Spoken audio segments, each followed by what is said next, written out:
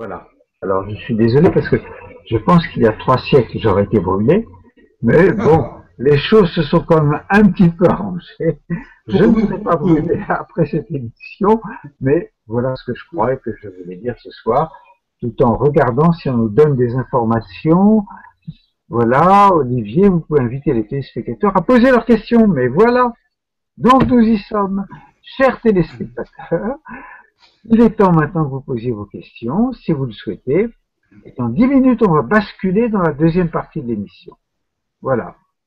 Très bien, donc allez-y, posez des questions à Franck Lanoux, posez des questions à Olivier Jean-Thomas, posez des questions à Franck Olivier, puisque on va créer une sorte de prénom double, parce que j'ai bien compris, c'est ce qui m'enthousiasme au cours de cette rencontre, qu'à partir de traditions quand même très différentes, une histoire très différente, une souffrance qui est la vôtre, qui n'est pas la même que la mienne, même si mes parents ont quand même pas mal pendant la guerre, au sein de la résistance, ont quand même pas mal souffert, mais c'est pas la même souffrance que la souffrance juive, je ne ferai jamais de ces comparaisons, mais à partir quand même de ces deux troncs différents, nous arrivons, me semble-t-il, à essayer d'espérer une même ouverture qui soit, et c'est ça le problème, qui soit à la fois, alors attention, accrochez-vous bien dans ce que je veux dire.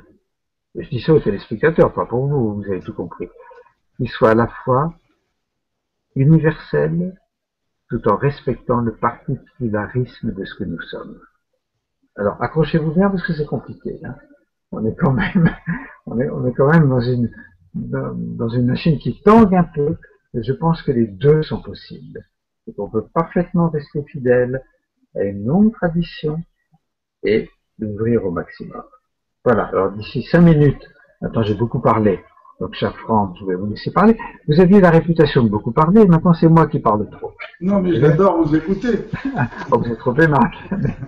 Arrêtons les Vous compliments. savez que lorsque j'avais 21 ans, je vous ai écrit de lettres pour pouvoir avoir l'honneur de passer avec vous à France Culture. Je vous avais envoyé mon premier manuscrit. Ça s'appelait Aleph Alpha. Bon, et je crois me souvenir de tout ça, et puis qu'est-ce que vous voulez? On fait des choix, on en fait d'autres. J'ai reçu des kabbalistes, j'ai reçu Waknin, j'ai reçu des kabbalistes, j'ai pas. Bon, voilà, fermons cette petite parenthèse pour dire que avant l'arrivée des questions qui sont Je crois dans, qu'il y en a une dans, qui vous concerne, dans 5-6 Olivier. minutes déjà. Oui. Patricia, ah, bonjour Patricia. Olivier, vous avez évoqué une personne réalisée.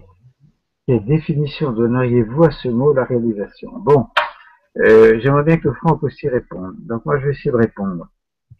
Euh, je n'en sais rien de manière objective et scientifique. Qui est réalisé, qui ne l'est pas. Il me semble que j'en ai rencontré 3 ou 4 dans ma vie. Euh, 2, 3 en Occident, 2, 3 en Orient. Un, il semble, c'est très difficile, et c'est un lecteur de la Rochefoucauld qui parle, parce qu'effectivement, le moi, l'orgueil, est le plus malin de nos démons qui, sans cesse, nous fait croire que nous faisons le bien, que nous allons vers la lumière, alors que, effectivement, nous restons dans l'ego. Et je pense que c'est quelqu'un qui a vraiment éradiqué son ego. C'est quelqu'un qui, lorsqu'il vous parle, ne cherche absolument pas son intérêt. Cherche éventuellement le vôtre, mais au-delà du vôtre, c'est un intérêt cosmique. Et puis en même temps, voilà, ce que je vous ai dit était presque un tout petit peu d'ordre objectif, mais en même temps, c'est d'un ordre plus subjectif, c'est que, et je pense à Kalu Rinpoche, quand j'étais en face de lui, qui est un grand maître du bouddhisme Vajrayana, c'est que quand vous êtes en face de cette personne, même si vous êtes une sorte de vieux sceptique, comme je le suis à mes heures, eh ben, il y a quelque chose qui craque en vous et qui permet au cœur de s'ouvrir. Voilà. Mais là, on sort du domaine objectif, on entre dans quelque chose qui a le risque d'être éventuellement sentimental, mais qui est au-delà du sentiment, et me semble-t-il, de l'ordre spirituel. Franck, à vous. Alors, je vais prendre peut-être le point de vue du kabbaliste. Vous savez que l'ordre de la lumière descend de l'Ain Sof jusqu'à la dernière séphira qui est la Malchut, c'est-à-dire la royauté. Et je pense que dans cette vision judaïque, un homme réalisé, c'est un homme qui justement a réalisé toute sa réalité chtonienne, terrienne. Et à contrario de l'homme réalisé en Extrême-Orient ou l'homme réalisé chez les néoplatoniciens, l'homme réalisé du judaïsme sera celui qui aura pleinement assumé son humanitude, qui aura pleinement assumé sa sexualité, pleinement assumé son goût pour la nourriture, son goût pour la rencontre, mais aussi assumer la possibilité de souffrir, la possibilité de se réjouir, assumer toutes les facettes, assumer ses erreurs, ne pas avoir peur de faire des erreurs, ne pas avoir peur de prendre des risques et quelque part faire le tour complet du spectre du beau et du laid dans notre humanité. Et c'est par ce biais-là, c'est-à-dire en s'étant frotté à toute la diversité des sentiments humains, de ses possibilités, qu'un homme pourra remonter vers la lumière.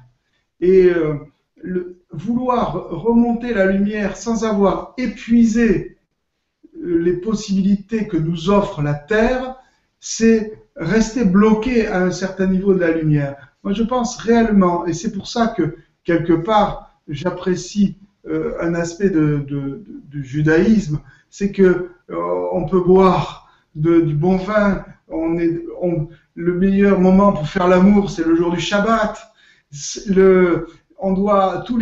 Toutes les fêtes se font autour d'un repas, autour du partage d'un repas. Et donc, il y a cette humanité-là qui doit être complètement là, réalisée pour que dans une autre vie, parce que vous savez que le judaïsme incorpore et la Kabbale incorpore les Gilgulim, c'est-à-dire les réincarnations. C'est-à-dire que ce qui a été fait sur Terre, le bien comme le mal, va être un levier pour pouvoir aller plus loin dans les autres vies. Très bien, Franck-Alou. Alors, en ce qui concerne le christianisme, je vous rappellerai, mais c'est pas à vous que j'ai besoin de rappeler, je vous rappelle aux auditeurs, c'est pas à vous, certainement pas, parce que vous êtes un fin lecteur de l'Évangile, que le premier miracle du Christ était quand même une noce de Cana. C'est quand même inouï que celui qui a été le maître d'un christianisme doloriste, effrayant, allait mettre tout le temps le Christ en croix. Non, non, mettons le Christ en gloire, comme les orthodoxes. Bon, pourquoi tout le temps le sang? Pourquoi tout le temps la souffrance? Le premier miracle, c'est de transformer de l'eau en un vin exquis, en plus de misère qui existe. Donc là-dessus, je crois que nous nous retrouvons. Alors maintenant, je mets mes lunettes, et Franck, regardez un peu sur la droite, hein, parce que je pense que il y a plein de questions. Alors. Bon, Shogun Trungpa, que pensez-vous de sa tentative d'exporter le bouddhisme à l'Extrême-Orient? On va y répondre. Russe. Extrême-Occident. À l'Extrême-Occident. Russe, avec une possible fin des religions, par où va-t-on pouvoir percevoir le sacré? Ce sera pour vous. Dis, quelle différence dans la pratique faites-vous entre le bouddhisme zen et le bouddhisme tibétain? Bon, bah dites donc, là ça va loin. Et Sophie, la sagesse, que pensez-vous de la prière du cœur qui se pratique comme la récitation d'un mantra via une technique de méditation? Alors moi, je réponds rapidement sur le bouddhisme en Occident. Le bouddhisme est né en Inde, comme chacun le sait. Hein. Le Bouddha vivait dans le nord de l'Inde, il est né à Lumbini, il est mort à Kushinagara, il a beaucoup prêché du côté de Nalanda, du côté dans un secteur qui n'est pas plus grand que la Suisse, d'ailleurs, dans le nord de l'Inde. Ensuite, de là, grâce vers le IIIe siècle avant Jésus-Christ, le bouddhisme étant du VIe, passons vite, vers le IIIe, grâce à Ashoka, il s'est répandu à l'ouest, on l'oublie, en Afghanistan, où ces espèces de bandits intégristes ont fait sauter le magnifique Buddha de Banyan. Ensuite, il s'est répandu au Sri Lanka. Il s'est répandu à travers toute l'Asie. Et à chaque fois, en ayant le génie et la capacité d'intégrer des religions locales. Donc maintenant, il arrive en Occident. Très bien, magnifique. Et je le vois. Je suis allé souvent en retraite au temple des mille Bouddhas, aussi en Isère, à droite, à gauche. Donc je vois le bouddhisme tibétain ou le bouddhisme zen se répandre en Occident et je pense que c'est une des grandes aventures du XXIe siècle. Alors Franck, à vous de répondre à cette question et très vite on passe avec la fin des religions. Oui, bah, j'aimerais ajouter quelque chose par rapport à la tentative d'exporter le bouddhisme à l'extrême Occident. Moi, je vois de très très très bon œil l'exportation du bouddhisme à l'Occident. Et je pense que même les renseignements généraux, je vais mettre de l'humour là-dedans, devraient tout faire pour que le bouddhisme s'installe en France et en Europe. Parce que... C'est pas tout à fait leur préoccupation. Mais je sais bien, mais ça, qu'est-ce que nous apporte le... Ils ont fait un autre nom, moi, pas importe. Voilà. Que peut apporter le bouddhisme si ce n'est une pacification, la méditation, toutes ces choses-là qui vont nous distraire de cette monomanie que nous avons pour un seul Dieu qui nous pousse parfois au crime. Donc, je ne peux pas encourager les gens à être juifs parce que c'est trop compliqué, et puis c'est un fardeau quand même. Mais en revanche, que tout le monde soit bouddhiste, je suis pour. Très bien, très bien. Je ne sais pas ce que vont vous dire vos co-religionnaires, mais enfin bon, peu importe. Mais on prépare une petite croix, c'est Pâques. Alors, Russe, avec une possible fin de religion, par où va-t-on pouvoir percevoir le sacré? Par la publicité? Bon, à vous de répondre. Là. Oh là là, d'abord, la fin des religions, ça ne veut pas dire que l'homme ne sera pas relié. Et ce que j'appelle, c'est la religion, c'est aussi une reliance horizontale. C'est un mal nécessaire pour que les gens restent aussi en contact les uns avec les autres, avec un certain nombre de rituels qui reviennent dans l'année de façon à maintenir un lien social. La religion, c'est cela aussi. Le christianisme, le judaïsme sont des institutions qui permettent, quand il y a un deuil, un mariage, un baptême, de se retrouver et de faire du lien social. En revanche, la religion qui m'intéresse à moi, c'est cette religion qui permet une reliance directe avec le divin, mais cette reliance directe avec le divin, pour moi, elle ne concerne que moi.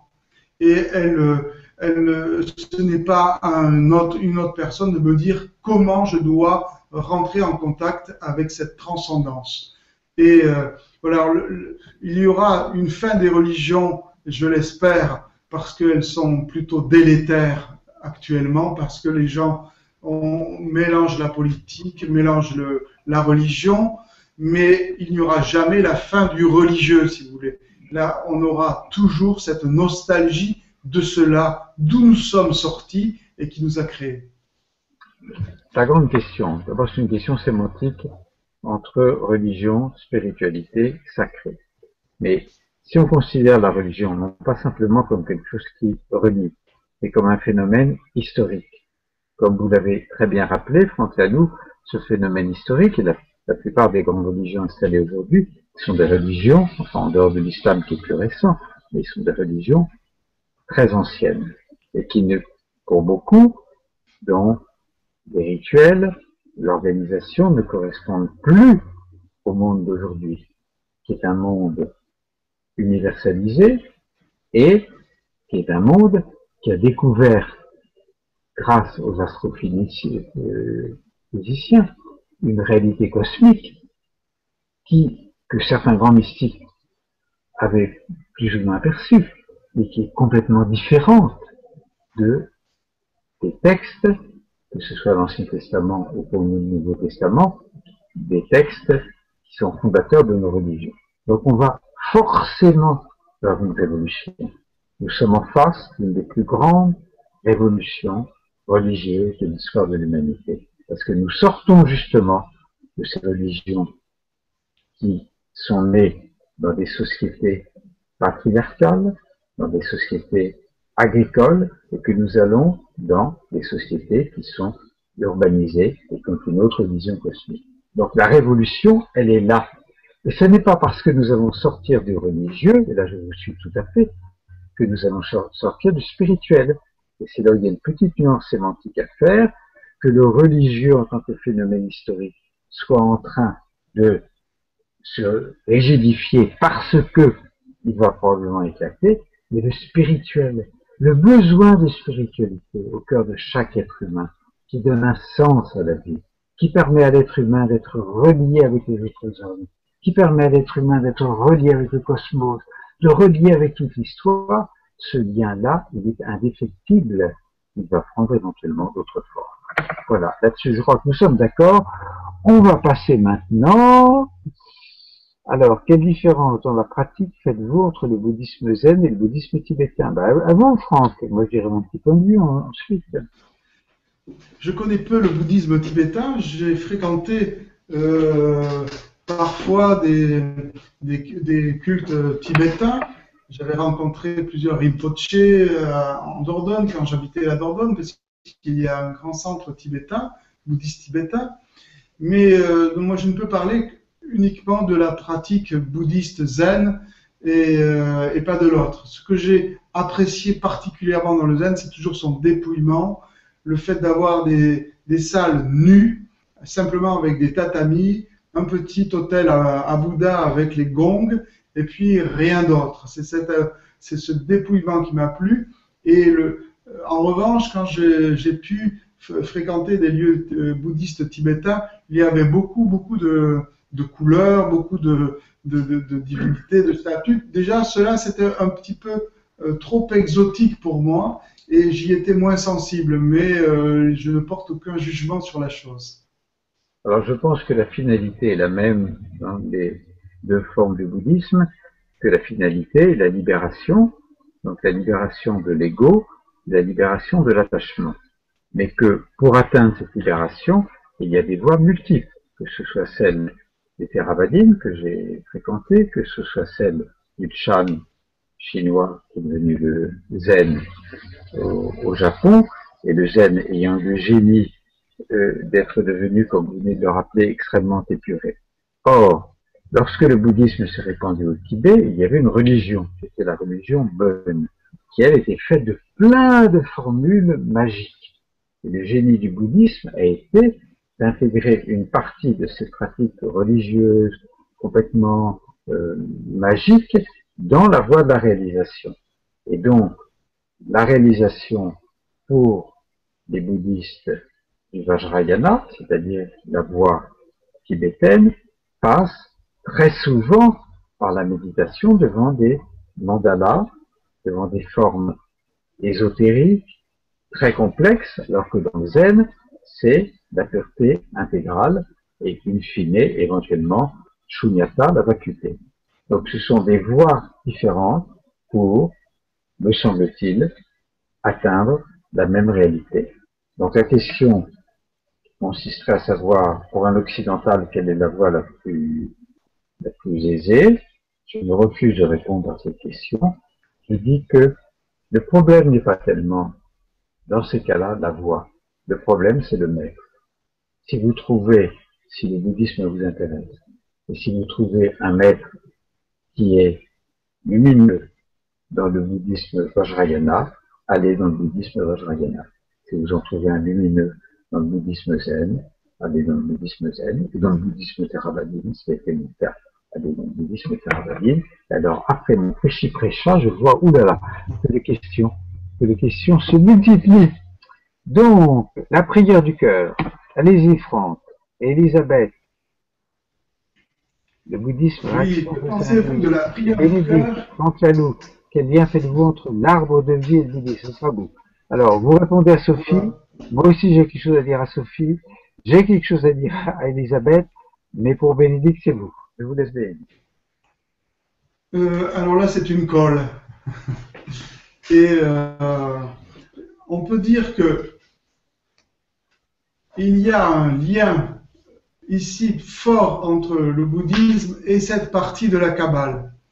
Parce que l'arbre de vie, vous le savez, est composé de 10 séphirotes qui peuvent être vus comme 10 énergies, 10 attributs divins et 10 aspects du divin vus sous des angles différents.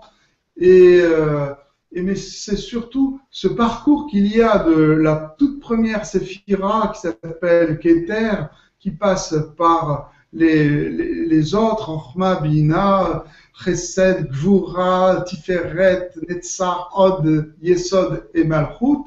Mais ce qui est intéressant dans cet arbre-là, c'est ce qu'on appelle le Shefa, c'est-à-dire la descente de la lumière. Cette lumière a pour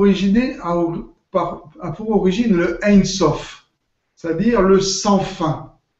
Et là, on peut trouver un lien avec le bouddhisme, dans le Ein Sof, le sans fin, parce qu'on bascule d'une spiritualité qui accepte qu'il y a un début, Bereshit bara Elohim, au commencement Dieu créa le ciel et la terre, donc un Big Bang quelque part. Donc ça c'est le judaïsme, mais la Kabbale, qui intègre bien sûr cela, mais va un cran avant la création et accepte le Ein Sof, c'est-à-dire qu'il y a un cela, comme disent les bouddhistes, qui est innommable, un cela qui n'a pas de nom, et c'est ce cela qui va être le lieu du bouddhisme, l'aspiration du bouddhisme. Et donc c'est à ce plus haut niveau que la Kabbale et le bouddhisme peuvent se rencontrer au plus haut niveau de l'arbre, c'est-à-dire au-delà même de Keter, le Ein Sof, c'est-à-dire ce qui est quelque part une entité impersonnelle et innommable. Que pensez-vous de la prière du cœur qui se pratique comme la récitation de mantras liée à une technique de méditation? Alors là, c'est une question qui est difficile parce que elle ne concerne pas trop le sujet d'aujourd'hui entre le bouddhisme et le judaïsme. Tout ce que je peux vous dire, c'est qu'il existe dans les pratiques kabbalistiques des mantras, des sortes de mantras tout à fait particuliers qui s'appellent les tserouf. Les tserouf, ce sont des combinatoires de lettres et qui doivent agiter et mettre en relation les lettres les unes avec les autres. Et parce que vous savez qu'à l'origine du monde, dans la Kabbale, dans la tradition, on dit que ce sont les lettres qui ont créé le monde, et en agitant les lettres, en les faisant tourner les unes avec les autres, on arrive à une sorte de mantra, mais combinatoire, qui permet d'accéder à des états de méditation très puissants. Alors je vois qu'il y a une question qui m'est posée entre Orient et Occident qui concerne Plotin. J'essaie de lire en même temps les questions parce qu'apparemment je suis un peu déconnecté, mais je continue tant qu'on ne me donne pas le feu vert pour soit continuer, soit pour m'arrêter. Oui, Plotin. Plotin est un personnage extrêmement important du IIIe siècle, un néoplatonicien, et qui a inspiré très très fortement toutes les spiritualités occidentales. On peut dire qu'il y a une famille de disciples de Plotin chez les chrétiens, chez les juifs comme chez les musulmans. Un grand disciple de Plotin pourrait être dit de Maître Eckhart, mais aussi de certains maîtres de la Kabbale. Vous savez, Plotin nous parle de la présence du un bien, créateur d'un tout, un bien quelque part impersonnel, qui est à l'origine de tout ce qui était émané de lui, qui va ensuite se dégrader dans l'intelligence, l'intellect agent, comme diront les kabbalistes, et puis après l'âme du monde. Et cette énergie qui passe par ces trois degrés va se disperser d'âge en âge, de lieu en lieu, pour atteindre une sorte de séparation quasi absolue que Plotin va appeler le mal. Alors la Kabbale reprend cette progression, cette succession, voilà, j'étais en train d'expliquer que la Kabbale est une forme de néoplatonisme, un plotinisme, mais optimiste. Pourquoi optimiste? Parce que Plotin, d'air en air, avec cette triple progression du un bien, l'intelligence et ensuite l'âme du monde, fait qu'il y a un éloignement de plus en plus grand entre ce un bien et la matière, qu'il va peu à peu identifier au mal. Cette progression existe aussi dans la Kabbale, mais le mal est impossible à séparer de sa source. Si bien que plus je m'éloigne, plus la lumière peut remonter. C'est pour ça qu'on peut dire que la Kabbale est un plotinisme optimiste. Et je pense que le christianisme de Maître Eckhart, qui lui aussi est une forme de plotinisme, est une vision optimiste de cette vision néoplatonicienne. Les liens qu'il peut y avoir entre la prière du cœur, qui est pratiquée essentiellement par les orthodoxes, et le mantra. Eh bien, je dirais qu'il n'y a pas une si grande différence que cela. C'est-à-dire que, aussi bien dans la première tradition chrétienne, qui est admirablement représentée par le christianisme orthodoxe, que dans cette récitation du mantra. C'est-à-dire que le mot est une matière vivante. Et que plus vous le récitez, c'est un peu comme une nourriture. Comme si vous nourrissiez d'un légume, d'une boisson, qui petit à petit va transformer vos cellules. Et c'est ce qui se passe dans la prière du cœur, et c'est ce qui se passe dans le mantra, qu'il soit pratiqué dans le bouddhisme, et qu'il soit pratiqué dans l'hindouisme. Et c'est essentiel. Et je regrette, en tant que catholique, que nous n'ayons pas, nous l'avons un tout petit peu, mais si peu, on récite si mal certaines choses, que nous n'ayons pas cette tradition qui est si vivante dans le christianisme oriental et dans l'hindouisme. Voilà. À vous, Franck, parce que moi, je suis un peu déconnecté des questions. Mais enfin, bon, oui, voilà. Je vous les lirai, Olivier. J'avais aussi évoqué par rapport au mantra les tsérophim des kabbalistes, qui consistent à faire tourner les lettres et à les faire se combiner.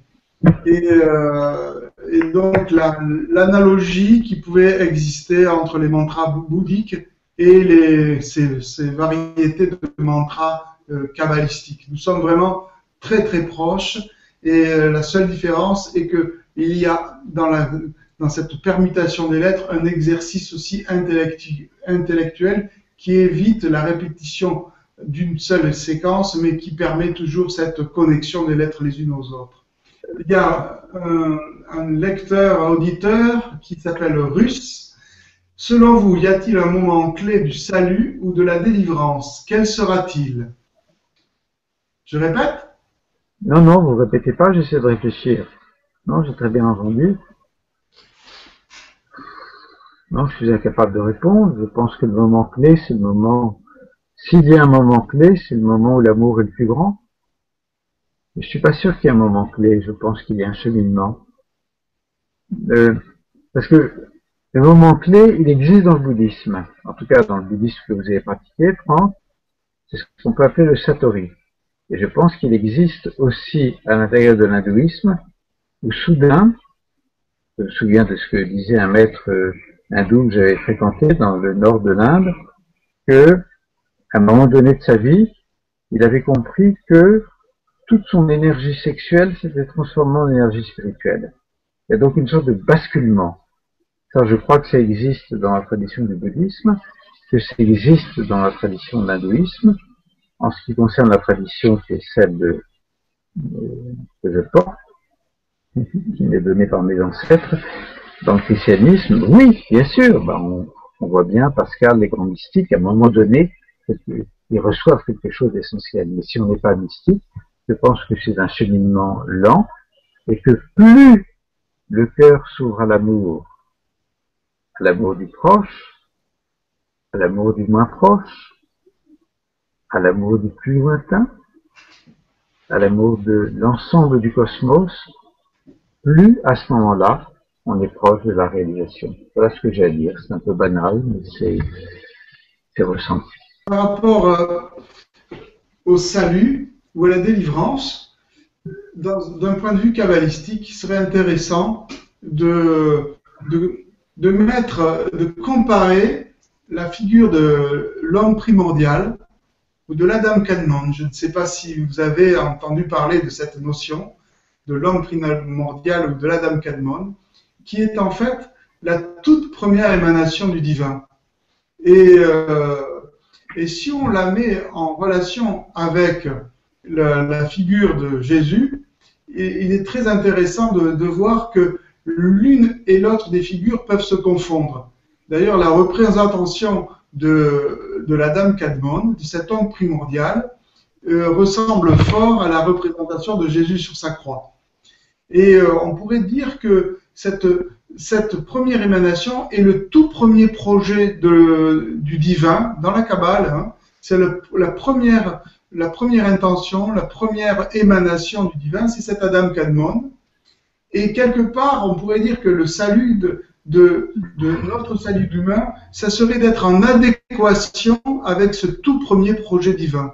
C'est-à-dire que l'Adam Kadmon corresponde à que nous puissions vivre de l'intérieur cette toute première émanation du divin. C'est un peu abstrait, vous avez compris que la Kabbale c'était quelque chose d'un petit peu difficile, mais parce qu'il y a tellement de notions préliminaires avant de rentrer dans un débat qui, sans ça on parle un petit peu comme on parlerait mathématiques, mais voilà, pour moi ce salut serait une sorte de retour au premier projet divin. Et à la première émanation, c'est-à-dire ne faire corps avec cette première sensation émanée du Ein Sof. Vous voyez, c'est un petit peu abstrait comme ça, mais trop de concepts à élaborer avant de pouvoir parler de tout ça, me semble-t-il. La question est de savoir si le concept est utile et si à un moment donné, il n'est pas indispensable de dépasser le concept pour aller dans quelque chose qui est supérieur au concept, c'est-à-dire le véritable échange spirituel. Mais je pense que effectivement, allez-y. Oui, c'est-à-dire que ces concepts d'Adam Kadmon ou d'arbre de Séphiroth ne sont que ce sont quelque part des traces qui ont été laissées par des méditations très profondes par le corps et que après on a essayé de les conceptualiser. Mais c'est redonner corps à ces concepts qui le sont pour le moment, mais redonner de la chair par notre corps et par l'exercice spirituel à ces visions très très profondes des kabbalistes. Alors ça y est, je viens de tout retrouver. Je vous vois, Franck. Ah, merveilleux. Enfin, voilà. Je vois toute une série de questions. Alors il y en a plein auxquelles je ne pourrais pas répondre, je suis désolé. Alors je tombe sur une. Le bouddhisme suffira-t-il à sauver le monde avec une belle faute d'orthographe? Non, le bouddhisme ne suffira pas à sauver le monde. Je ne sais pas très bien ce que ça veut dire sauver le monde. Au point où nous en sommes, il s'agit que des hommes et des femmes comprennent que la vie spirituelle intense peut permettre de sortir de ce moment de la civilisation qui est quand même terrible parce que on a pu croire après la Seconde Guerre mondiale que les guerres ou les génocides disparaîtraient. Ça n'est pas le cas. On a vu plein. On a pu croire que la paix pourrait s'instaurer dans certaines régions. Ça n'est pas le cas. Il y a tous les jours des morts, des famines. Il y a un système économique abominable qui fait que les plus pauvres deviennent chaque jour plus pauvres, que les plus riches deviennent chaque jour plus riches. Donc on est dans une situation que je pense être très révolutionnaire. et sur le plan politique, et sur le plan économique, et sur le plan spirituel, je ne sais pas si le bouddhisme sauvera le monde. Ce que nous apprend le bouddhisme, extraordinaire, c'est que l'homme, en tout cas le bouddhisme du Theravada, n'est pas capable de répondre aux grandes questions métaphysiques. Le monde est-il fini? Est-il infini? Dieu existe-t-il? N'existe-t-il pas? On n'est pas capable de répondre à cela. Mais on est maître de soi-même et de la possibilité qu'il y a en soi de progresser vers plus de lumière, non pas pour se sauver soi-même, mais pour, si la lumière est suffisamment forte, permettre aux autres d'aller vers un état de libération et de plus grande conscience de ce qu'est la réalité et de ce qu'est justement l'illusion dans laquelle nous vivons. Voilà ce que permet le bouddhisme. C'est une voie magnifique, mais il y en a d'autres. Que chacun reste dans sa voie. Je suis sûr qu'à l'intérieur d'un christianisme bien vécu, la voie spirituelle peut rester parfaitement vivante au sein du XXIe siècle. Et de même, vous en êtes le témoin, Franck, le judaïsme aussi peut permettre à des êtres comme vous, ouverts sur d'autres réalités, d'aborder ce XXIe siècle. C'est pas simplement le bouddhisme. À la limite, peu importe. D'ailleurs, le Dalai Lama le dit, ne changez pas de religion. Restons dans l'intensité de ce qu'est notre tradition pour essayer d'atteindre, c'est une expérience merveilleuse à faire dans la vie, essayer d'atteindre cette part de lumière qu'il y a en nous, que la société extérieure matérialiste essaie à tout prix, mais à tout prix, d'effacer. Pourquoi? Parce que cette part de lumière ne fera pas marcher l'économie comme il le souhaite. Elle ne fera pas marcher une consommation sans fin et sans frein qui finira par détruire le monde. Donc, il y a des forces gigantesques pour que cette part de lumière soit détruite et bien nous la maintenir. Voilà. Voilà, j'ai fini un peu mon prêche. À vous, Franck, et je regarde les questions parce que ça m'amuse tout comme vous, les questions. Ah, il y a une question de Bénédicte tout à l'heure. Oui, elle me plaisait bien. Il y a Bénédicte qui dit: la déité, chère à Maître Eckhart, a-t-elle son équivalent dans le bouddhisme? Réponse: oui. Certainement. Et Oui. Avec Maître Eckhart, tout à l'heure, je parlais de Plotin, forcément. Et on en a reparlé un petit peu cette année grâce aux émissions de philosophie de France Culture de Plotin. Mais il faut partir de Plotin. Il faut lire et relire Plotin pour pouvoir mieux comprendre Eckhart et la Kabbale. Et cette histoire de déité est le fondement même de la Kabbale, et qui est le Ein Sof, toujours celui qui est sans fin et celui qui n'a pas de définition. Mais par rapport à ce que vous disiez tout à l'heure, cette notion de cela qui n'a pas de définition est très importante parce que ça nous ramène à l'éthique. Et pourquoi cela nous ramène à l'éthique? Parce que je me dois, moi, en tant qu'être humain, de ne jamais définir celui qui est en face de moi. Définir une personne, c'est l'arrêter, c'est la figer, et c'est le premier pas vers sa destruction. L'éthique, dans la Kabbale, est le moteur qui permet de remonter vers la lumière. Ce n'est pas simplement la méditation, ce n'est pas simplement tout ce travail et l'ascèse que peuvent comment dirais-je, s'autoriser les gens, c'est par l'éthique quotidienne de petites actions accumulées à de petites actions que la lumière peut être remontée jusqu'à cet Ein Sof, jusqu'à la déité, et c'est par cette éthique qui devient une sorte d'échelle jusqu'à atteindre les plus hauts niveaux de la spiritualité. Une spiritualité qui ne mettrait pas le respect de l'autre en primat, à mes yeux, n'a aucune valeur. Oui, mais les deux sont liés. En tout cas, pour un chrétien ou même pour un bouddhiste, les deux sont totalement liés. Je ne pense pas que l'on puisse et c'est là justement une lourde pierre dans le jardin embroussaillé des intégristes. Je ne pense pas que l'on puisse aimer Dieu sans aimer les autres, sans aimer l'homme. Les évangiles disent le contraire. L'amour de Dieu et l'amour du prochain sont le même amour. Et le bouddhisme dit la même chose. C'est-à-dire qu'à partir du moment où, pour le bouddhisme, je ne dis pas que le bouddhisme et le christianisme sont le même cheminement. Ce n'est pas le même cheminement.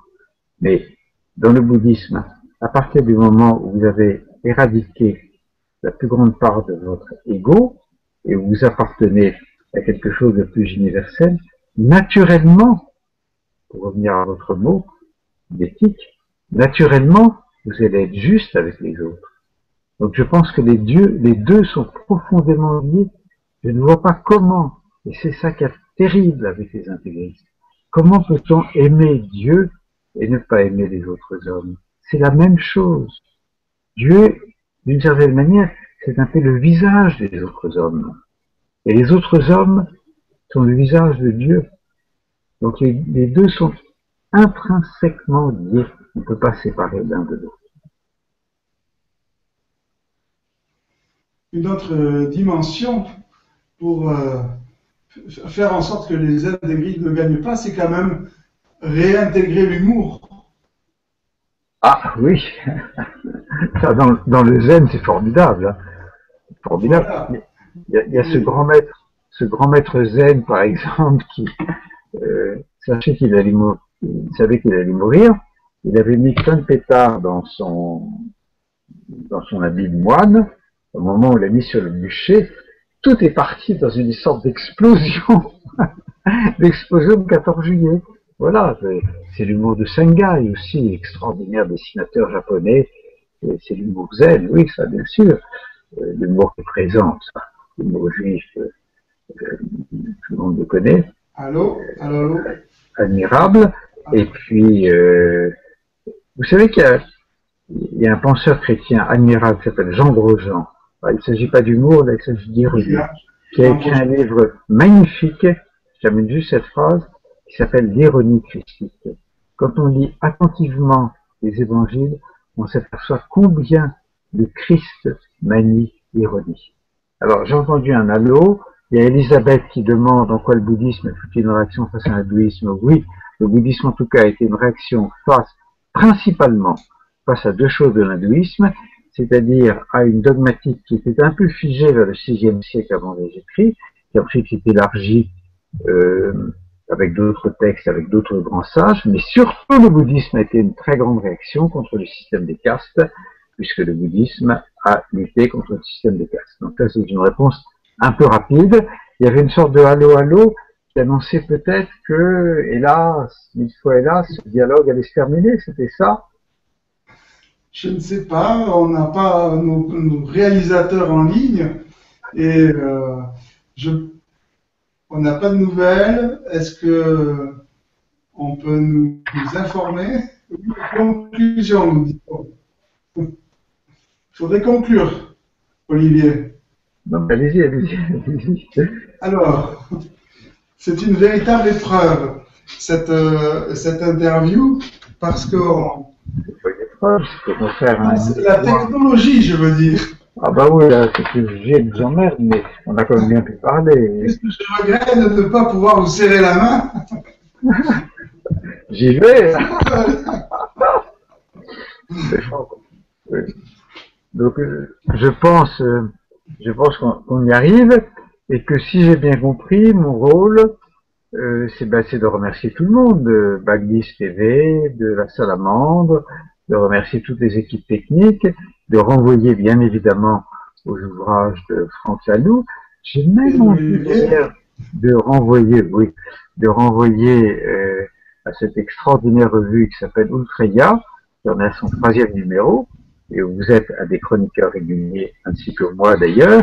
Et donc dans cette revue, on peut trouver, pas suffisamment sur le judaïsme, je trouve, mais ça viendra, mais on peut trouver des textes absolument remarquables sur toutes les grandes traditions, et notamment, dans chaque numéro, une chronique de vous. Donc voilà, écoutez, je crois que nous avons essayé de répondre pratiquement à tout le monde. Y a-t-il une conclusion? Oui, bah, allez-y.